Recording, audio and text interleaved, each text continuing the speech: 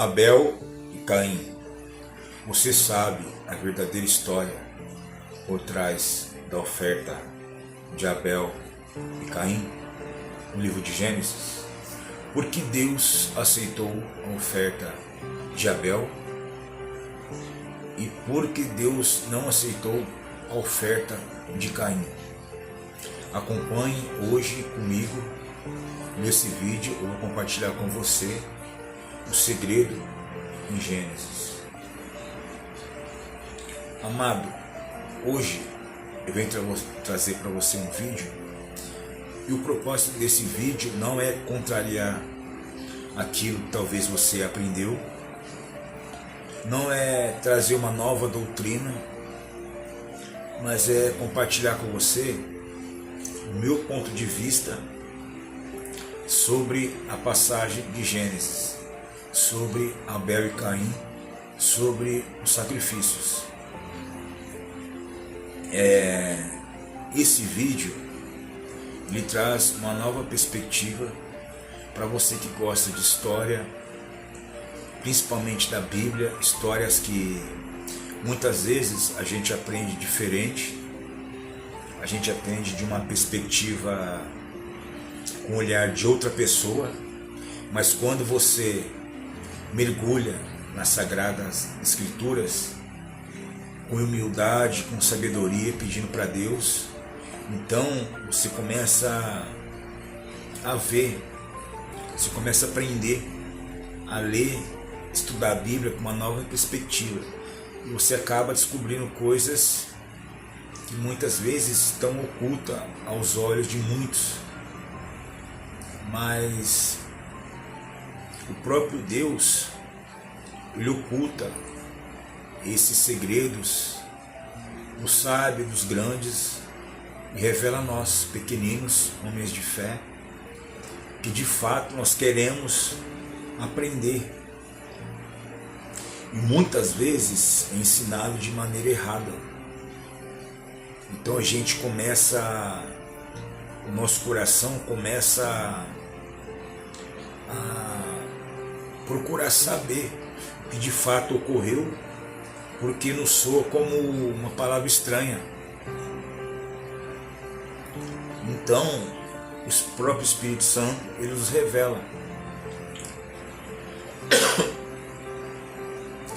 Tem um segredo muito grande no livro de Gênesis sobre Abel e Caim.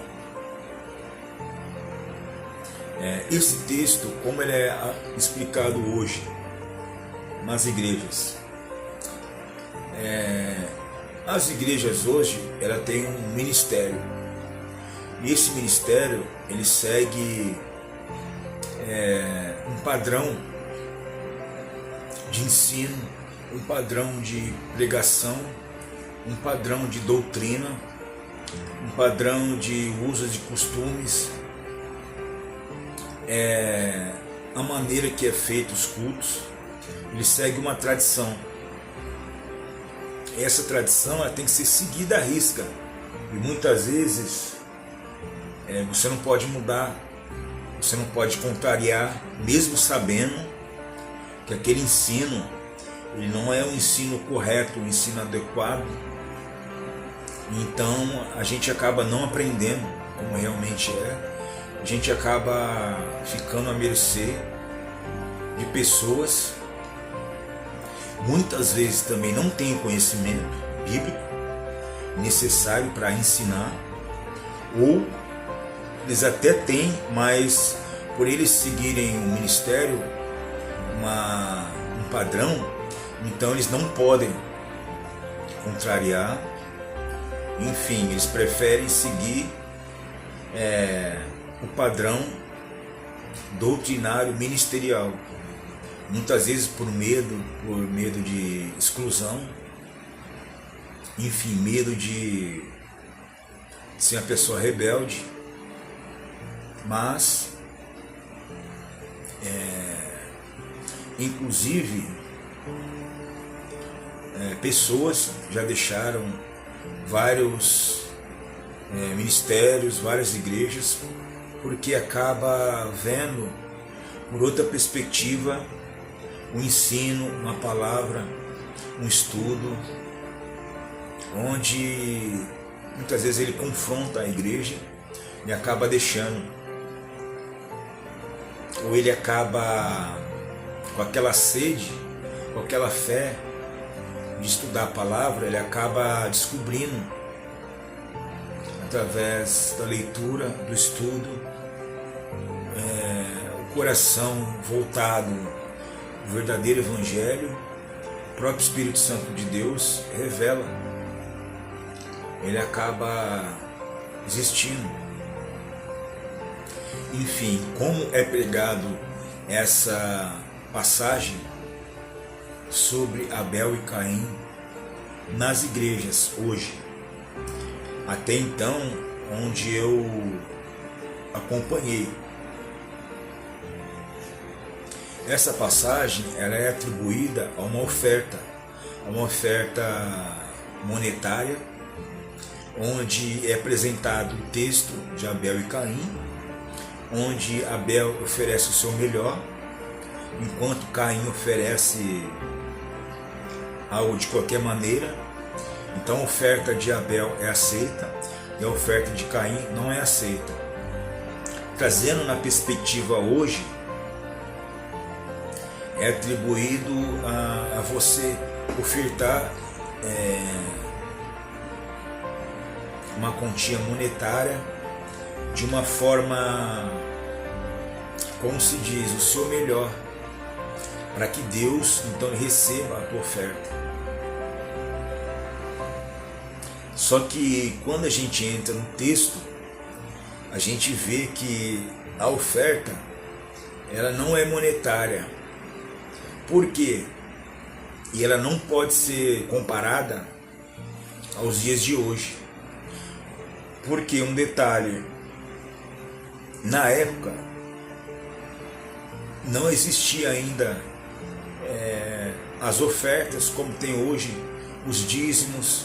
Por quê? Porque hoje uma oferta, os dízimos, por exemplo,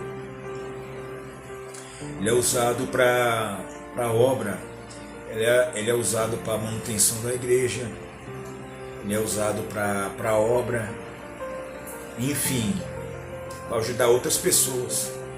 E na época não tinha pessoas a serem ajudadas pela oferta. Era só Adão e Eva, Abel e Caim. Então não é o mesmo sistema. Então você atribuir a oferta de Abel e Caim com a oferta dos dias de hoje, financeira ou monetária, já está errado.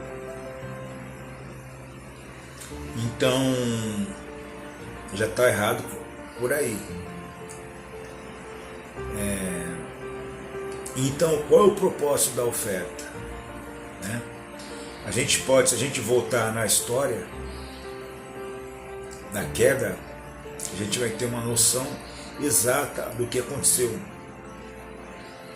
A gente sabe a história de Gênesis, de Adão e Eva, quando Deus pede para que ele não coma do fruto, do conhecimento, do bem e do mal. Se eles comessem, eles iriam morrer.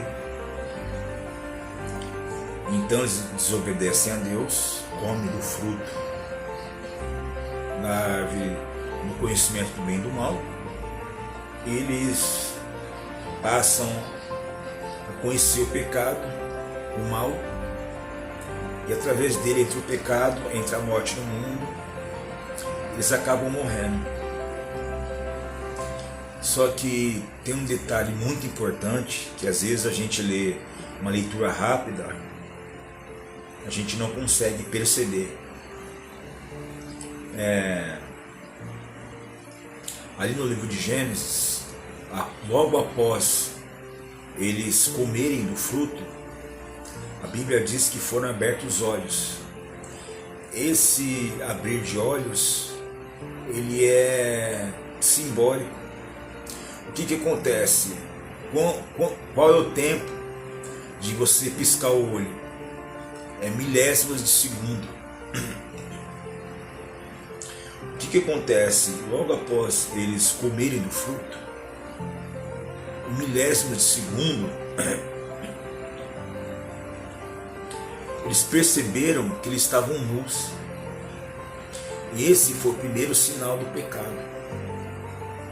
Então, instantaneamente, em milésimos de segundos, o pecado entrou neles e foram abertos os olhos. Eles viram o pecado, eles viram a sua própria nudez. O que eles fizeram? Eles cozeram então folhas de árvores e fizeram vestimentas para ele, correto? Logo após, então, Deus vem até eles e perguntam onde eles estavam. Eles disseram: nós estávamos com medo, nós escondemos. Aí Deus pergunta: mas por que vocês estavam com medo? Porque a gente estava nu. Quem que mostrou que vocês estavam nus? Aí eles falaram: a serpente mostrou o fruto, aí por diante. O que acontece? Logo após, mais para frente, um pouquinho de Gênesis, depois que Deus dá a sentença a eles, o próprio Deus, ele faz 2 sacrifícios, um para Adão e um para Eva. Então ele mata 2 animais e vestem eles com vestimentas. E esse gesto parece um gesto simples, mas ele tem um simbolismo muito forte, que é a cobertura de pecados. Por quê? Um exemplo: por que Deus ele precisaria matar 2 animais para vestir Adão e Eva com peles, para que eles não mostrassem a sua nudez, sendo que eles estavam sozinhos, só ele e Eva, não tinha mais ninguém no mundo. Eles podiam muito bem usar folhas de algum vegetal, como eles já fizeram no começo do texto, porque não tinha mais ninguém ali. Então, por que Deus ele fez esse sacrifício? É justamente para cobrir o pecado deles, porque logo após eles gerirem o fruto, o primeiro pecado foi a nudez. Por quê? Como a gente vê milhares de anos depois, quando Deus estabeleceu regras sobre o pecado, nas tábuas dos 10 mandamentos, ali fala para não adulterar, para não matar, para não falar falso testemunho, enfim. E ali em Gênesis não tinha como explicar de outra maneira. Por quê? Por exemplo, no adultério não tinha como nenhum trair o outro, porque não tinha mais ninguém, só tinha Adão e Eva ali. Não tinha como eles dar falso testemunho, enfim. Então a nudez representava o pecado.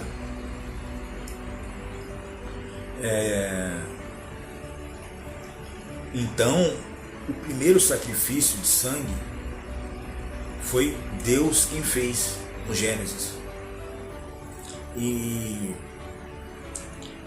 essa passagem também leva a outro texto, onde fala que Jesus é o Alfa e o Ômega, ele é o primeiro e o derradeiro. Foi ele quem fez o primeiro sacrifício para cobrir o pecado, e foi ele que fez o último, ou seja, o primeiro e o derradeiro. O último dele, ele resgatou, ele pagou os pecados. Só que esse primeiro sacrifício já apontava para Cristo. E esse primeiro sacrifício também, ele nos mostra que nem outro tipo de oferta ou de sacrifício ou de mérito humano pode pagar os pecados, mas só uma oferta de sangue pode cobrir o pecado. Uma oferta de sangue pode pagar os pecados, como foi feito. E esse gesto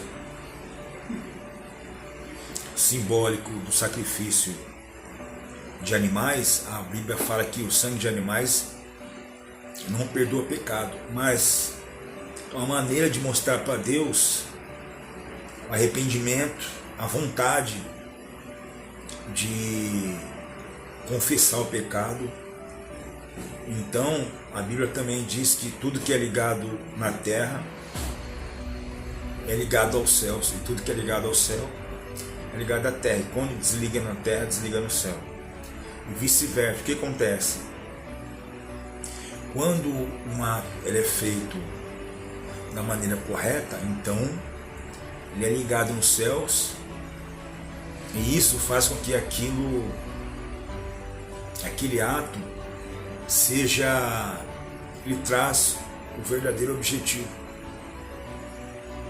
Então esse ato de sacrifício de animais, ele cobria os pecados, até que veio então o último sacrifício de Jesus, que então ele perdoou, ele pagou os pecados todos.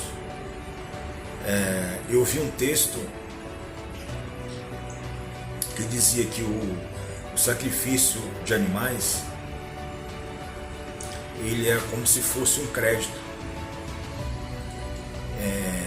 Como a gente hoje, antigamente usava aquele cheque para 30 dias, então você comprava, dava um cheque, que não tinha ainda dinheiro na conta, ele só podia ser sacado daqui a 30, 60 dias.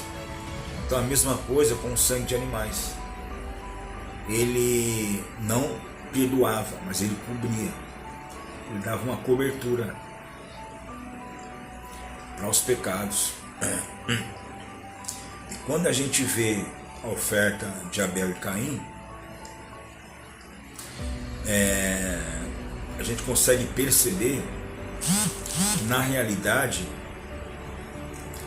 essa oferta de Abel e Caim, ela seguia um padrão da primeira oferta feitas pelo próprio Deus,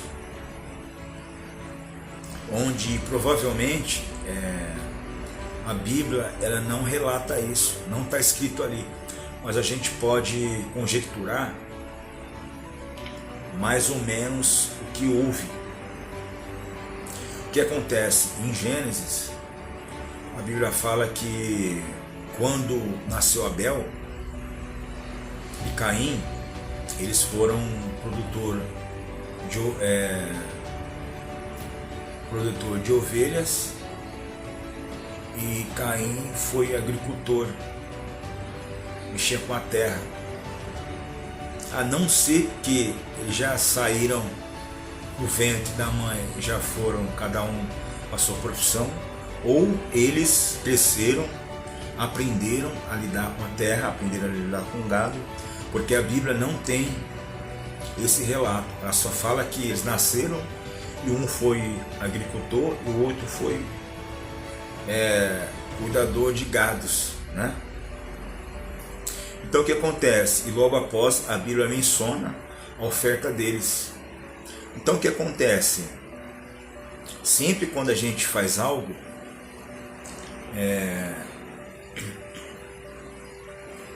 a gente faz aquele algo porque a gente aprendeu com alguém que já fez. Por exemplo, quando a gente tem alguma dúvida sobre algum assunto, algo, a gente pesquisa, a gente pergunta para alguém. Por exemplo, quando teu carro quebra, está fazendo algum barulho, algum movimento estranho, você não sabe, você leva em quem sabe, no mecânico, um aparelho eletrônico, enfim. E aquele profissional, provavelmente, ele aprendeu com outro profissional e assim por diante, correto? Então, no caso de Abel e Caim, provavelmente eles aprenderam sobre Deus e sobre o sacrifício com quem? Já que só tinham os 4 ali, foram os primeiros habitantes. Então tinha Adão e Eva, Abel e Caim. Então, para oferecer esse sacrifício a Deus, eles foram ensinados pelo próprio Adão e Eva, e contou a história, né, da queda.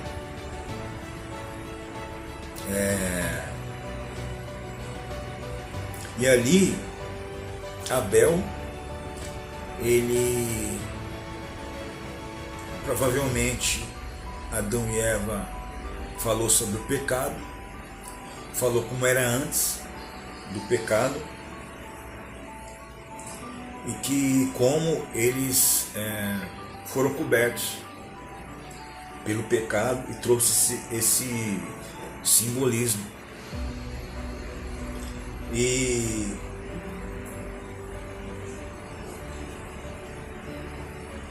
o que acontece? Seguindo esse padrão de sacrifício, de oferta, a gente vê mais para frente o povo de Israel também ofereciam sacrifício de animais. A gente sabe que o sacrifício ele tinha que ser um animal sem defeito, um animal sem mancha, um animal saudável, mas nem todos que ofereciam sacrifício de animais trabalhavam com animais. Um exemplo, como é ensinado para a gente hoje, mas Abel ofereceu o melhor que ele tinha, o melhor do gado, e Caim ofereceu os frutos da terra de qualquer maneira. Se ele tivesse oferecido o melhor da terra, os frutos bons, enfim. Só que o que acontece? Como foi oferecido ali, a oferta de Abel e Caim, não é como é oferecido hoje. Por quê? Um exemplo, ali era um holocausto, ali era uma oferenda para Deus, como foi feito pelo povo de Israel. Então a oferta era imolada no altar, onde o sangue era oferecido e as partes do animal, aí Deus recebia, correto?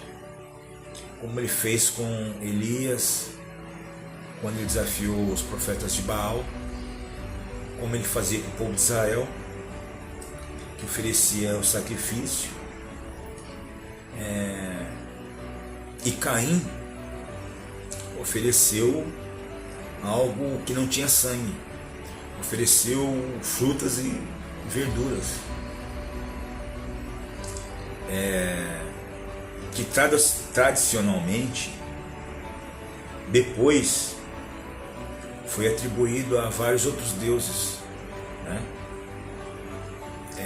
Enfim,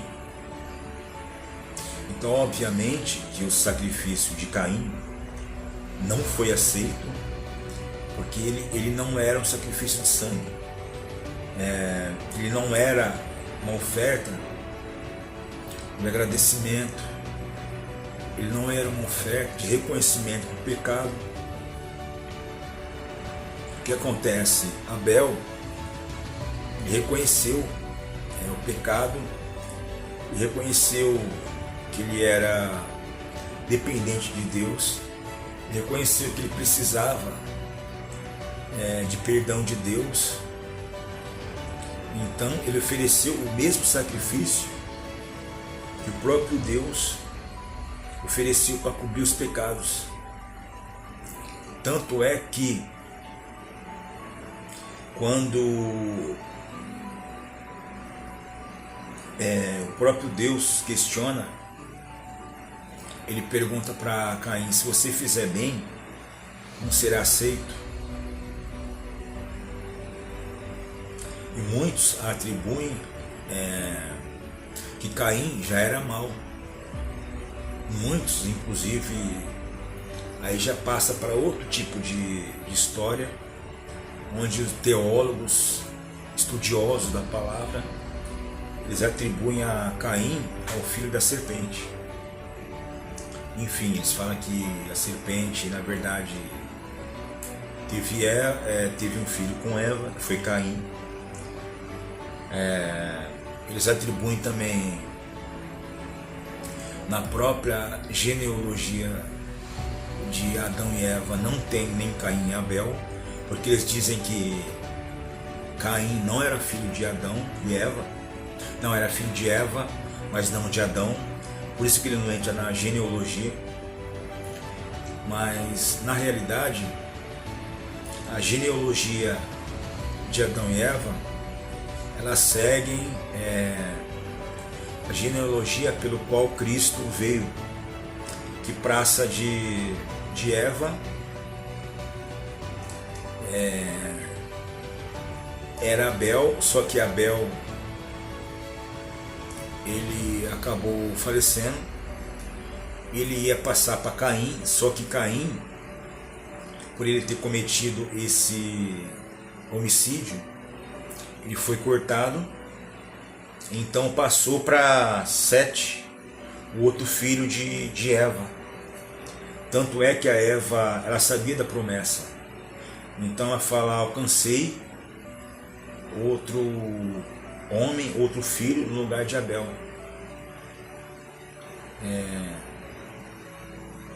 Tanto é que depois, no livro de Hebreus, se eu não me engano, tem a conclusão de que Abel foi salvo pela fé. Mas fé em quê? Um exemplo.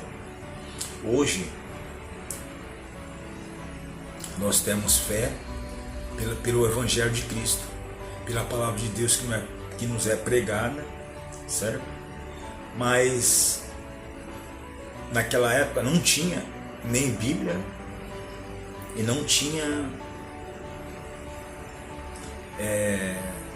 só tinha Adão e Eva. Então, provavelmente, o que aconteceu foi que Adão e Eva falou sobre Deus, os filhos, falou do sacrifício, e aí eles tiveram fé em Deus, na promessa do Messias, que eles deviam seguir uma linhagem com Deus, longe do pecado. Então, pela fé, eles fizeram um sacrifício para cobrir o pecado, para que eles pudessem dar continuidade nos ensinamentos que foi passado por Adão e Eva. A gente vê também no livro de Jó que Jó oferecia sacrifícios pelo pecado dos filhos, que eles pecavam, e Jó então oferecia os sacrifícios para que eles pudessem ser libertos. Eles eram aceitos por Deus pelo coração de Jó. Obviamente que esse sangue dos animais, eles não perdoava pecados, mas eles cobriam, davam uma cobertura até que viesse então o sacrifício perfeito, o sacrifício de Cristo, que iria então pagar os pecados. Inclusive, a Bíblia fala que no livro de Jó, que quando os filhos dele morreu, Deus deu o dobro de tudo aquilo que Jó tinha. Ou seja,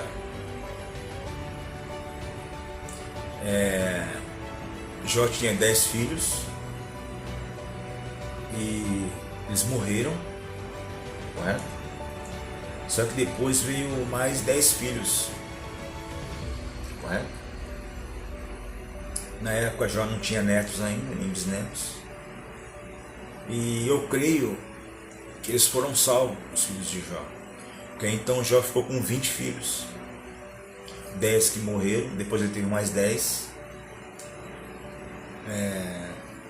E ficou o dobro do que ele perdeu. Na verdade ele perdeu os 10 filhos deles na terra, mas eles foram salvos. E hoje já se encontram nos céus.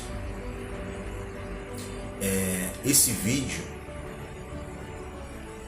tem o intuito de mostrar para você o quanto é bom a gente ler a Bíblia, o quanto é importante a gente aprender a palavra de Deus realmente como ela é, para que você possa fortalecer a tua fé, que você possa ter uma nova perspectiva daquilo que Deus tem para nós. E a Bíblia, ela tem esses segredos, esses mistérios, onde o próprio Deus, ele é como se Deus ele aguçasse a curiosidade, é como se o próprio Deus ele quisesse, que nós nos aprofundássemos mais em conhecê-lo, em conhecer a palavra dele. A gente consegue conhecer a Deus através da palavra dele,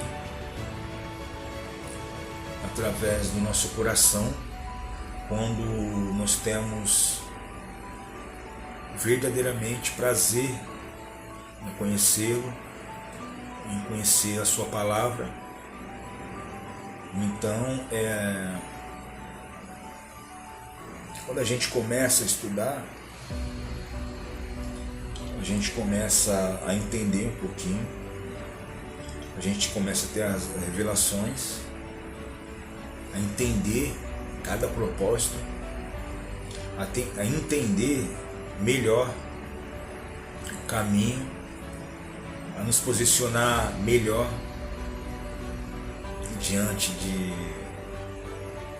de muitas coisas, inclusive de ensinamentos contrários, onde muitas vezes você não consegue entender a palavra, então você atribui o erro a você.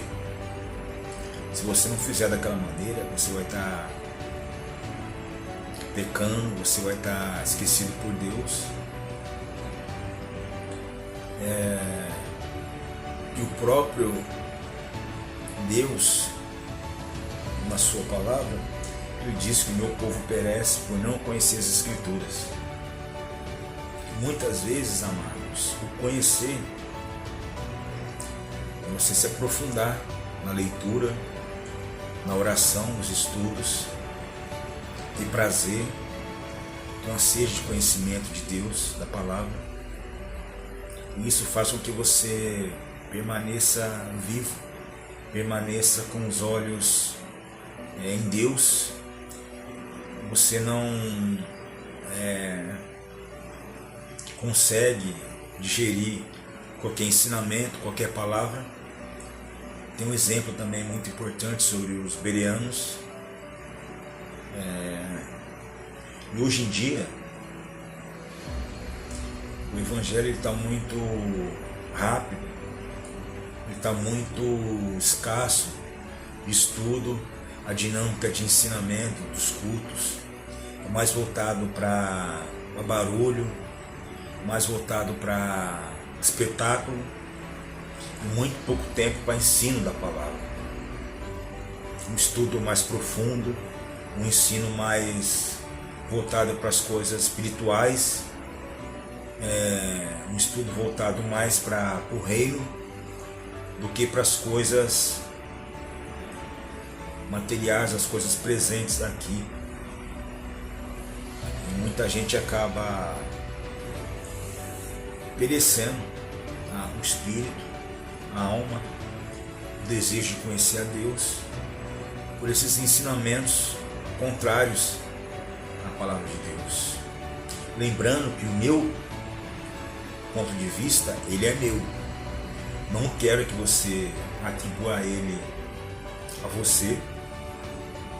O meu desejo é trazer para você uma perspectiva para que você se interesse em aprender com os seus próprios olhos, que você ore mais, que você tenha sede de conhecer a Deus, a palavra de Deus, e Ele próprio vai revelar para você. O próprio Espírito Santo de Deus, Ele vai abrir o teu entendimento, a tua compreensão, a tua mente. Ele próprio vai ensinar para você, não eu.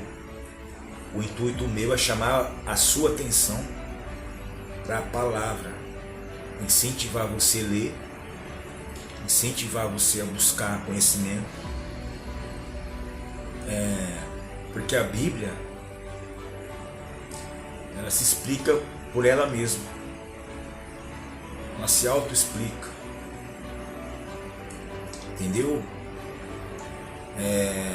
Então, leia, estude, se aprofunde, mergulhe na palavra de Deus, de coração aberto, com humildade, com mansidão,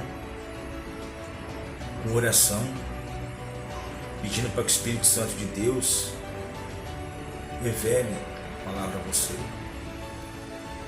que você se fortaleça para você não cair em ensinamentos vãos, invento de doutrinas, enfim. Amém?